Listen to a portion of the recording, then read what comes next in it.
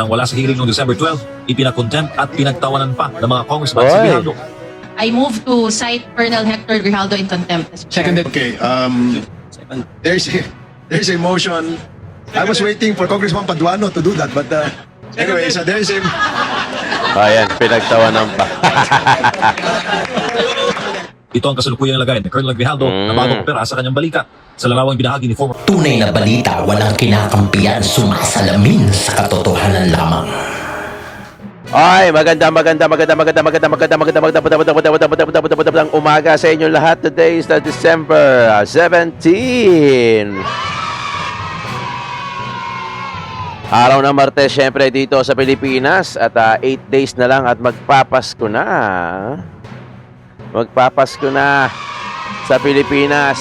Shoutout sa lahat ng mga viewers natin sa abroad. Syempre, yung mga solid Iskonian at solid Duterte supporter. Shoutout naman sa inyo dyan.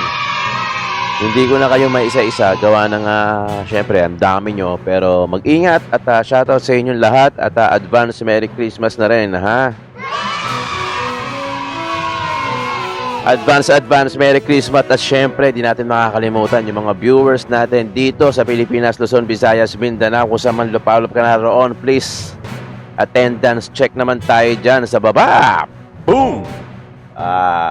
Paki-comment dyan sa baba kung saan kayo lupalop naroon at nanonood. Halimbawa, you are watching from Canada, Switzerland, Hong Kong, Japan, sa Pilipinas naman, Mindanao, Luzon, Bulacan, Cavite, Novaliches, Caloocan. Paki-shoutout na lang dyan para malaman natin kung saan inaabot yung video natin. At sa ganon, may magkaroon ng engagement yung YouTube natin. Uy, maraming salamat ha.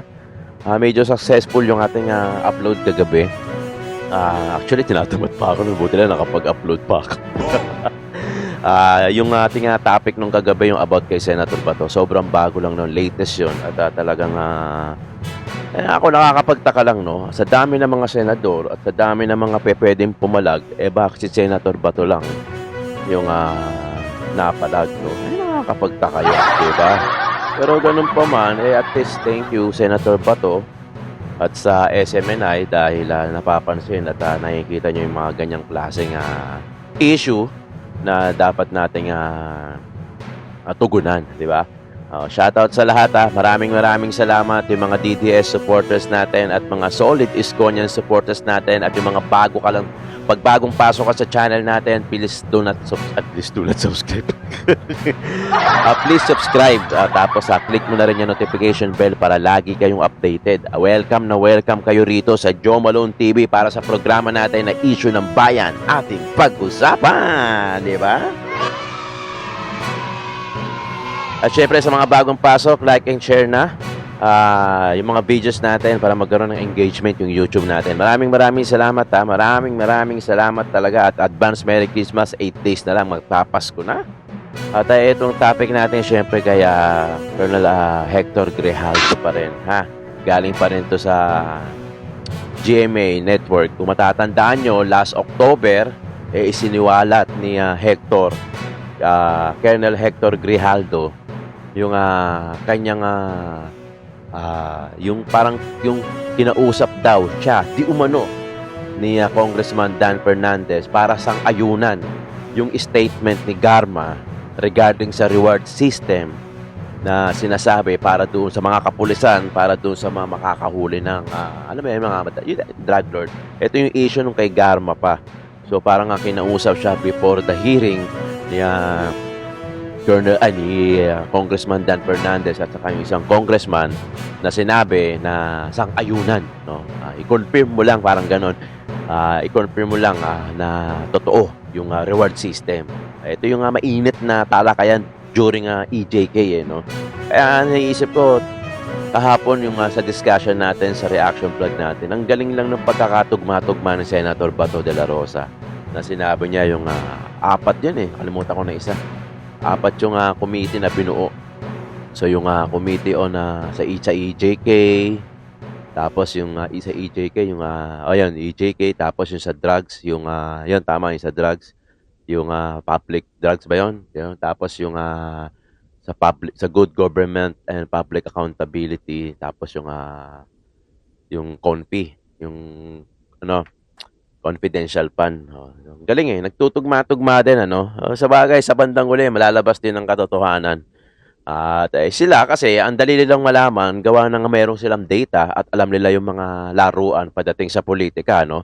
Unlike sa atin na manonood, ang tagal bago pa natin ma-puzzle out. Kasi syempre, nag-iipon yan eh. Kumbaga, na yung information na nakukuha natin sa iba't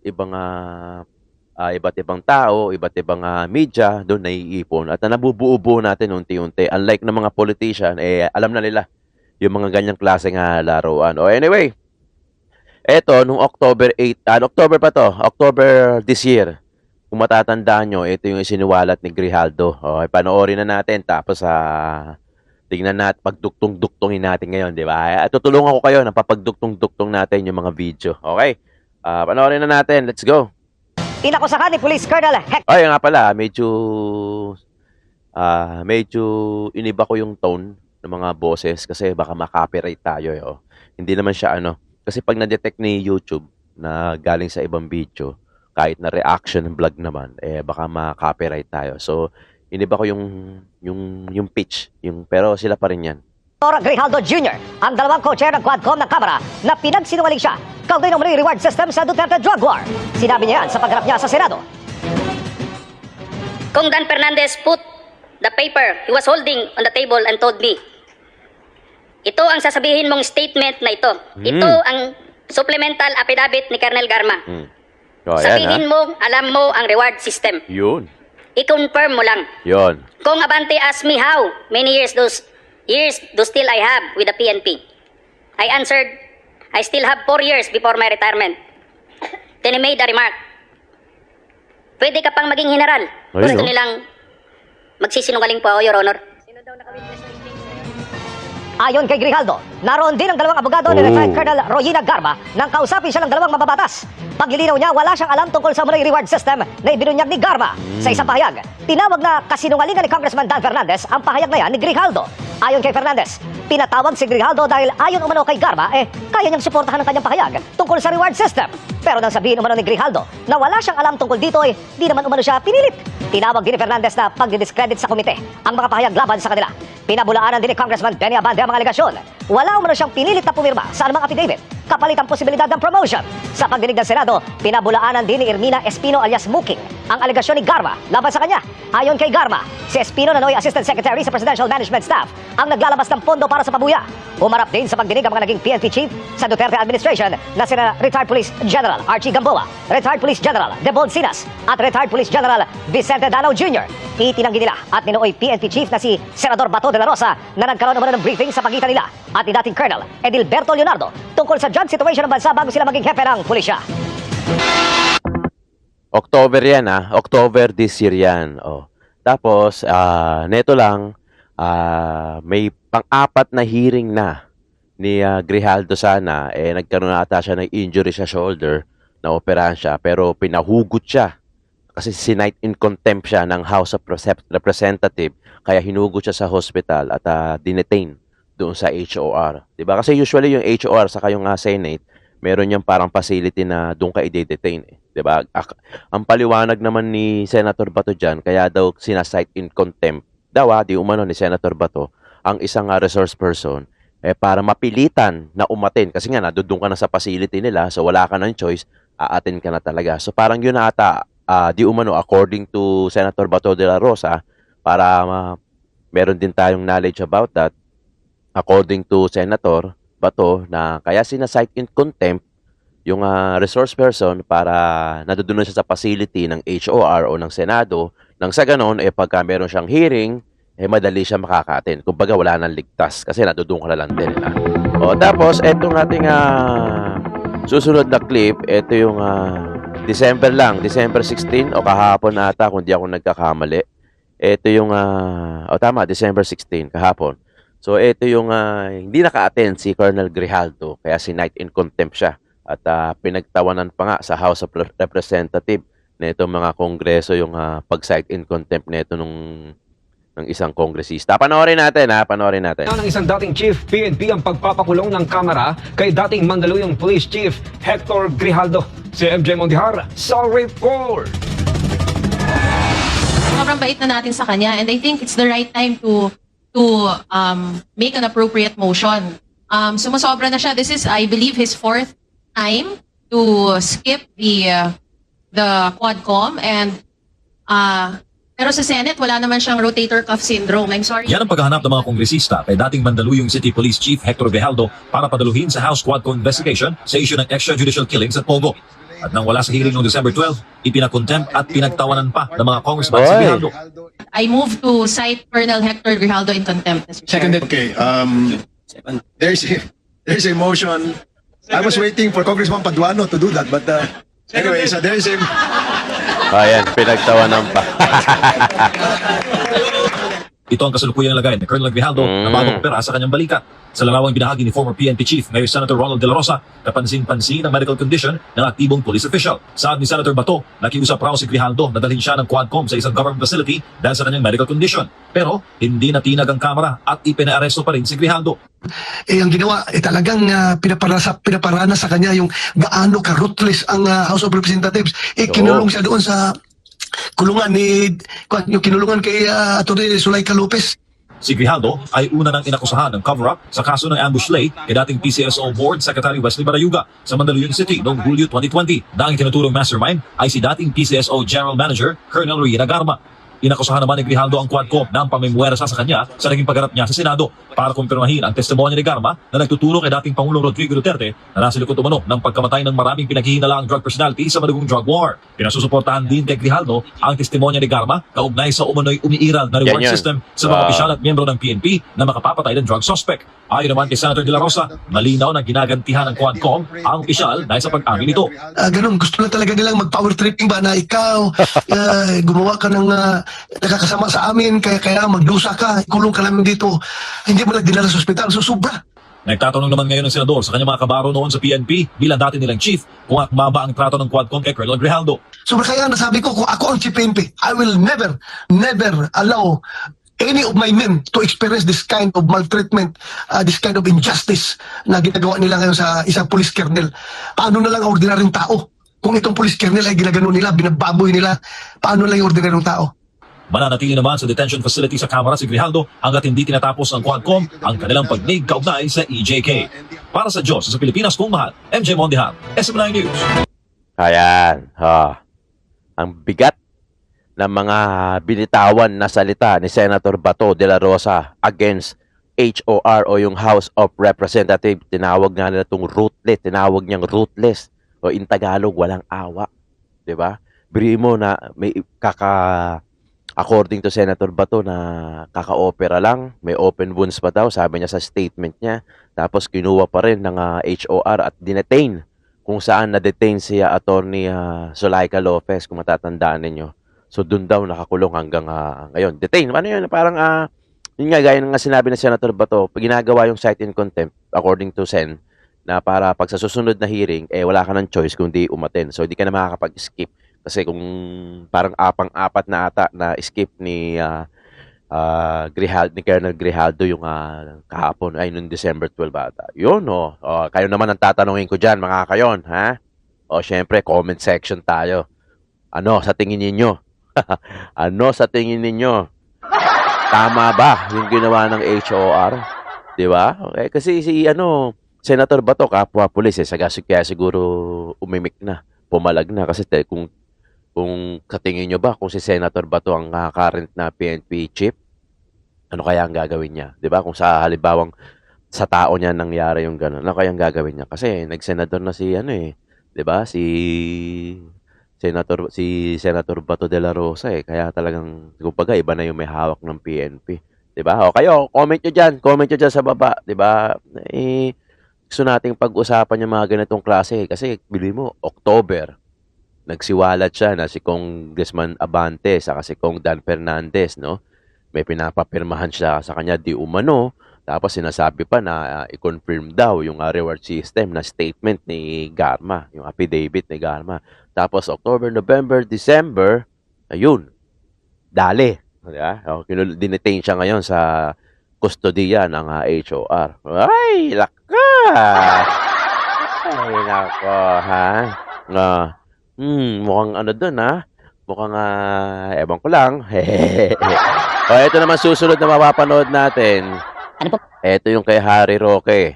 Ayuda bilang institutionalized vote buying. Ako sinasabi ko nga dati nung kamakailang video natin, yung vote buying, parang nakatago na sa pangalan na ayuda, no? Kaya parang ang dali. Siyempre, pagka vote buying, medyo obvious Kaya dapat may mga AKA yan, yung mga also known as ayuda. Ang ganda pa pakinggan, di ba? Vote buying, ang pangit pakinggan.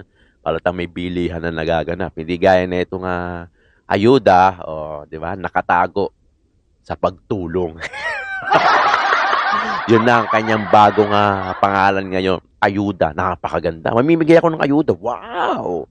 Ang linis mo. Okay. Ito yung kwento ni Harry Roque. Spoke ni Harry. Ayuda bilang institutional vote buying. Pakinggan natin, ha? Pag-uusapan natin.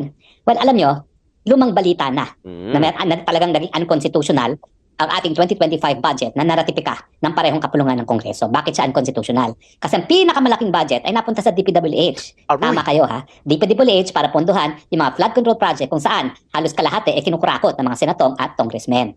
Hindi lang po yan. Alam din natin na ang mga pinakamalaking losers dyan sa budget na yan ay ang DepEd na nawalan po ng 12 billion. Dapat siya ang pinakamalaking allocation sa budget. Sang-ayon po yan sa saligang batas. Ha? Ang CHED, ay nako, nawalan po siya ng 30 billion. Ha? Ito po yung nawala. Pag sinabi ko nawala, yung pinropose ng Malacanang, binawasan ng Kongreso. Yung para sa ating panukalang batas na libreng tuition sa lahat ng state universities at colleges, binawasan po ng 3 billion. Ayun. Yung ating DSWD, nabawasan po ng 96 billion. Diyos ko, laki nun. Napakalaki po niya. Ang laki At nun. saka ang PhilHealth, syempre, tinanggal yung government Yun. subsidy na 74.4 billion. Aroy. Alam din po natin na yung controversial na AKAP, na dati ay pinamimigay lang na Speaker, Martin Romualdez, ay na-retain. Bakit? Kasi binigyan ng 5 billion ang kada senatong at ang mga congressman naman ay merong 26 billion. Aroy. Ang suma total, yan po ay 83 million na AKAP para sa mga congressman at kung 5 billion po para sa congress sa mga senatongs divided by 24, yan po ay roughly 200 something million kada isa. Congressman, saka senatong. Now, ano pong ibig sabihin nito? Well, ibig sabihin po talaga, ang Kongreso hindi alam ng prioridad. Una-una, hindi nila alam na dapat sumusunod sila sa saligang batas na edukasyon ang dapat pinakamalaking allocation. Inuna nila yung mga infrastructure project na wala namang pakinabang ang taong bayan kasi kalahati napupunta na sa kanilang mga bulsa. Now, itong AKAP nito ang masakit. Alam nyo ba, nagkaroon din ng opinion itong si Chairman Garcia ng COMELEC ng pamimigay ng ayuda kasama ng AKAP, ang TUPAD at ang AIX ay hindi pinagbabawal sa panahon ng eleksyon. Samantalaan nyo, yung 83 million kada congressman na 200 million kada senatong, pwede nilang ipamigay sa panahon ng eleksyon, maski election period na, at hindi sila mapaparusahan for an election offense. Ano pong ibig sabihin yan? Ibig sabihin, lahat ng mga ayuda na dapat ibinibigay sa isang buong taon, uubusin po yan sa panahon ng eleksyon dahil ang eleksyon ay Mayo. Sigurado po yan. Marso pa lang, ubos na yan.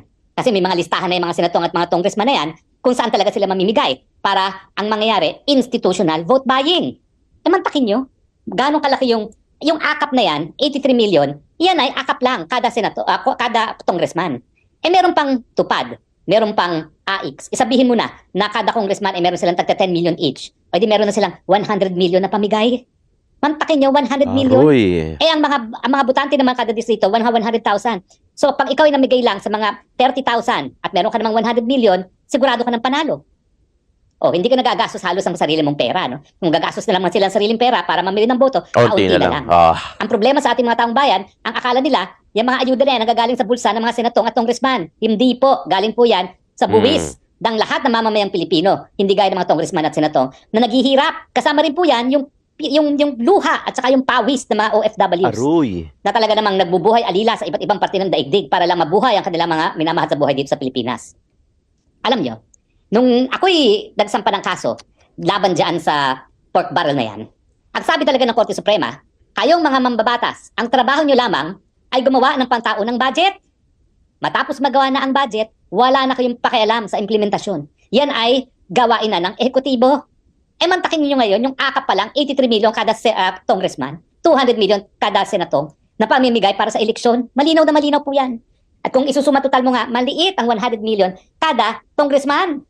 At maliit ang 250 kada senatong sa ayuda na iuubusin nila from now until May. Senatong. At yun nga pong masakit, hindi siya covered ng election ban. Ayun. Mantakin niyo yan. Gagamitin ang pondo ng taong bayan para bumili ng boto. Tama ba yan? At ano pa pong nangyari? Naku, tumaas pa po. Halos kalahating bilyon po ang program funds. Ano ba yung mga program funds? Yan po talaga yung mga importanteng mga proyekto na habang walang pondo ay hindi mapopondohan. Ibig sabihin, yung mga yan, gaya ng mga, yung ating counterpart financing para sa mga foreign funded projects, yan po yung linalagay nila sa program funds. Samantalang, yan ang mga proyekto na po pwede nang gawin kung bibigyan lang ng counterpart financing ng Pilipinas. Hindi po Aroy. nangyayari. Napakalungkot po. Alam mo siguro, unang-una, labag sa saligang batas yung pagbibigay ng mga senatong at congressman sa ayuda. Yan po ay kaso ko, Belica versus Congress of the Philippines. Na talagang ang trabaho lang nila bumuo ng pantaunang budget. Matapos niyan, hindi na sila dapat nakikialam, maghihimasok sa implementasyon. And yet, dinagdagan pa nila. AIX, tupad, at ngayon, yan, akap. O, imbis na mawala, dinagdagan pa sa panahon ng eleksyon. Lakay! Ano na ngayon ang pag-asa ng mga talaga namang dapat maihalal sa ating Kongreso dahil hindi sila nag-aaksaya ng panahon sa mga investigasyon ng Huwad Committee? Ano na yung mga tsansa ng nais magsilbi dahil meron silang kakayahan bukod sa pagsa-cite in contempt sa mga resource persons na hindi naman dapat sina-cite in contempt dahil labag na ang ginagawang investigasyon ng Huwad Committee? Kaya tuloy, bulok ang mananatili sa Kongreso. Mabuti na lang ay merong term limits. Goodbye Barbers. Papalit sa kanya yung asawa niya. Goodbye Fernandez. Matatalo yan. Matatalo yan ni Hernandez bilang Bulacan na governor. No? Yung mga 3 termers. At goodbye Paduano. Kasi 3rd term na yan si Paduano. Kaya naman walang pakialam yan. Okay? Dahil alam niya na kailangan siya magpahinga ng 3 taon. Samantalang yung mga re-electionista, nako, please la, abante. Ang balita ko, napakalakas na ni Uy. Pero ano ngayon ang laban ni Uy na merong 100 million na pamigay? Si Abante. Siguro, ang pag-asa na lang ni Uy dyan kay Abante, kung alalahanin ng taong bayan na winaldas ni Abante ang tiwalang binigay sa kanya at ang pondo ng gobyerno sa mga investigasyon na ginamit lamang para apihin ang mga kakampi ni Duterte. Huwag niyo po kakalimutan yan, mga butante ng Maynila. No? Hindi lang po yan kay Abante, pati yung Chua. Naku, nakailang hearing na sa confidential pa na hindi na dapat naman binubusisi dahil ito ay meron ng seal of good approval, unqualified opinion ng COA. So kung ano mang kababalaghangang iniisip ni Chua at ng kanyang Committee on Bad Government dyan sa House of Representatives laban kay VP Sara, yan ay guni-guni na lang nila. Committee on Bad Yan po ang dahilan ngayon kung bakit ganito ang budget. Para yung mga re-electionistang bugok, gaya ni Chua at ni Abante, manalo dahil meron na silang 100 million na ayuda na pamumudmod in time for elections. Pero mga kababayan, kung kayo'y Katoliko, pakinggan niyo po ang sinabi dati ng ating mga liderato ng ating simbahan. Tanggapin ang pera, lalong-lalo na galing yan sa kaban ng taong bayan. Pero bumoto sa ayon sa konsyensya. At itigil na natin yung mga nagwawaldas ng pera para sa Kongreso, lalong-lalo na ang Kongreso po ang trabaho niyan, tagagawa ng pulisiya para malutas ang problema ng unang-una, walang tigil na pagtaas sa presyo ng bilihin. Kakulangan ng trabaho at bababang sweldo. Wow. Yan po ang dapat tinututukan nila. Hindi ang pagpupulbos sa mga kalaban sa politika. Hindi para itaguyod ang walang kapanapanalo para maging presidente o maging prime minister. Hindi para itaguyod ang charter change para maging Marcos forever ang gobyerno. Yan po malungkot. Pera natin ang panggigisa sa atin. Igigisahin nila tayo sa sarili nating mantika sa pamamagitan ng mga ayudang yan. At siyempre, 7 billion po. 7 billion ang naging utang nung panahon ni Presidente Duterte na ang 6 na taon, meron pang COVID, meron pang Marawi. Pero alam niyo ba itong si Marcos, sa 3 taong panunungkulan, 4 billion ang inutang. Wala namang kahit anong abirya gaya ng COVID at ang Marawi na nangyari. So at the rate he's going, kung talaga magpo 4 billion na naman siyang utang, 8 billion, wala namang kalamidad na dumaan sa atin na gaya ng COVID na kinailangan mabigay ng ayuda dahil walang hanap buhay ang taong bayan. Inubos lang pambili ng boto para mga bugok manatili sa pwesto. Papayag ba kayo? Hindi! Gagamitin ang pondo ng bayan para maghalal ng mga kongresista na isusulong ang impeachment laban kay Vice President Duterte na ang Vice President ang pinakamalaking mandato na nakuha sa kasaysayan ng Pilipinas. Papayag ba kayo? Hindi! Gagamitin para sabihin ng mga kongresista na mangurakot ang Vice President samantalang ang COA na merong tanging kapangyarihan na magdesisyon kung merong kawaldasan ng pera ng taong bayan ay nagsabi walang kawaldasan na nangyari sa paggasta ng budget sa Office of the Vice President noong 2022. Yan po nakakalungkot. Ginigisa tayo sa sariling mantika. Pero, wag po kayo makakalimot Tanggap lang kayo niyan. Hindi yan galing sa bulsa nila. forget it. Huwag kayong mag-thank you dahil ni isang sentimo dyan hindi galing sa bulsa nila. Pati nga yung mga ayuda na galing sa DSWD, pag may bagyo linalagyan ng pangalan nila. Epal talaga. Ako po naging politiko rin ako, pero pag ako namigay ng ayuda, hindi galing sa DSWD. Galing sa bulsa ko o galing sa mga kaibigan ko. Never galing sa gobyerno. Dahil kapag galing sa gobyerno yan, tanging DSWD dapat ang namimigay. Yan kasi yung desisyon sa kaso nga ng Belica na akong tumayong abogado. Bakit ko naman lalabagin yun? Diba? So para nyo ng awa, mga kababayan, gumising na kayo ha. Huwag pa kayong magpakaloko. Itong eleksyon na ito, ipapanalo ng mga walang ya sa tong resista natin ang mga ayuda. Tanggap lang po kayo ng tanggap. Galing po yan sa hirap ninyo at hindi dahil sa kanila. Agree or disagree? Agree! Well, sana po Ay. meron kayo napulot na karagdagang kaalaman dito sa ating maikling talakayan. Hindi na po ako magtatagal dahil ang relo ko po ay nagsasabing na high blood pressure na naman ako. Ewan ko ba po, every time ako yung nagsuspox away, na high blood na ako. So titigil na po ako ngayon, ha? Oh. Ang galing lang, no?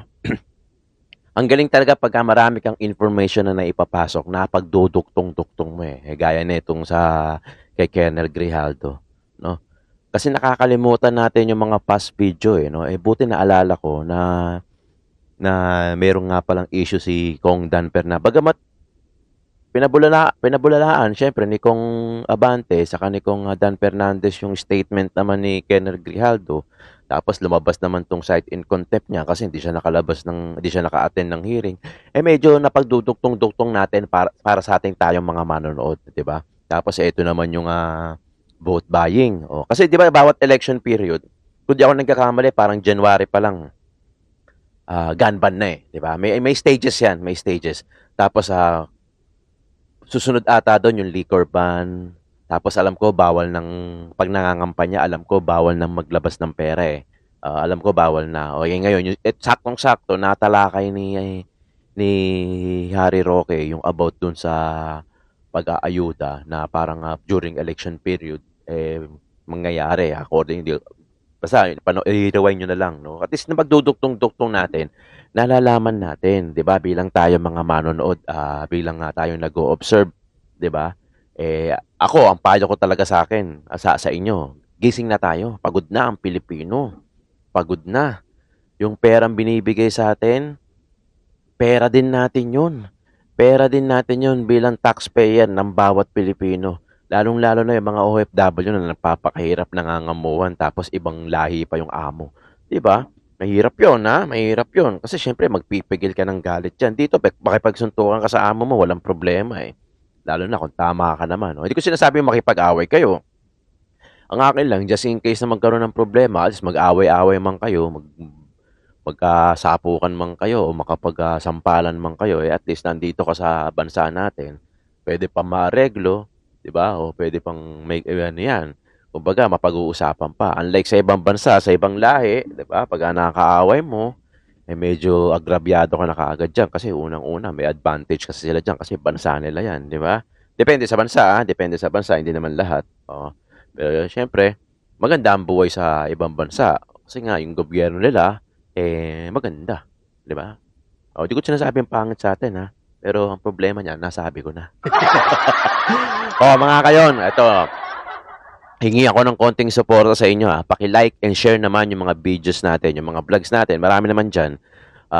Joe Malone TV, issue ng bayan ating pag-usapan. Everyday yan, 1:00 ng hapon at 6:00 ng hapon. So, dalawa yung ina-upload natin araw-araw. Pinag-uusapan natin yung issue ng bayan, issue ng Pilipinas. At hingi lang ako ng konting suporta. Paki-like at share. Kung bago ka naman sa channel ko, pwede kang mag-subscribe. I-click mo na yung notification bell para lagi kang updated dun sa mga ina-upload natin araw-araw. Tapos paki-comment naman dyan sa baba kung naniniwala ka kay Isko Moreno, Blue Hearts. Kung supporter ka naman ni Inday Sara, BP Duterte, Green Hearts naman. Kung ako tatanungin nyo, dalawa lang po sa ngayon ang sinusuportahan natin. Isko Moreno, Blue Hearts, at si BP Inday Sara, Duterte, Green Hearts. Pagmamalaki ko yan. Etong mukhang to, dalawa lang ang sinusuportahan sa ngayon, ha? Isko Moreno at Inday BP Sara. At sino man mga Duterte. So kung meron man akong susuportahan next year dahil may kinakausap din akong iba pa, pero inaalam ko muna. Hanggang ngayon, may inaalaman ko. Ayoko namang sumuporta ng trapo, di ba? Ayoko naman ng ganun. Siyempre, kung susuporta ako, gusto ko, yung hindi ko man personally kilala, pero at least alam ko yung background. 'Di ba? Alam mo tayo, mas madali na nga tayong matuto ngayon kasi may mga Google na, 'di ba? Meron na tayong Facebook, mga platform, at least nalalaman natin kung sino yung mga plano nating suportahan na background investigation natin. Kumbaga yun yung assignment natin. Alamin yung background investigation bago natin iboto. Okay? So sa ngayon, dalawa pa lang ang sinusuportahan natin. Kung magkaiba man tayo ng sinusuportahan o ng manok, it's okay. Ganun naman talaga eh. Hindi naman natin pwedeng pilitin ang bawat isa. Masasaktan ka lang, sigurado. Pero sa akin, 10 na mga kasama ko dito sa channel na to at pati yung mga nagko-comment sa akin, yung mga naka-like na, nakapag-subscribe, Isko Moreno, saka BP Inday Sara Duterte, yun ang sinusuportahan namin. Forever ang suporta ko sa mga yan. Inday Duterte Sara at pati na rin Isko Moreno. Maraming salamat mga kayo na. Like and share at huwag kayong mag-skip ng ads. Napaka-importante. Yun na yung pinaka-suporta nyo sa akin. Tapos meron tayong join membership dyan. Pwede kayong mag-join. I think mura lang naman yung 200 ata monthly. Para yon sa mga, may mga lalabas akong video next year, survey at mga exclusive na video na sila ng mga members muna yung unang makakapanood. Maraming salamat suporta para sa aming mga content creator. Maraming salamat po at mag-ingat po tayo sa mga lakad natin at palagi tayong magdadasal. Maraming salamat, Joe Malone TV. Tunay na balita, walang kinakampihan, sumasalamin sa katotohanan lamang.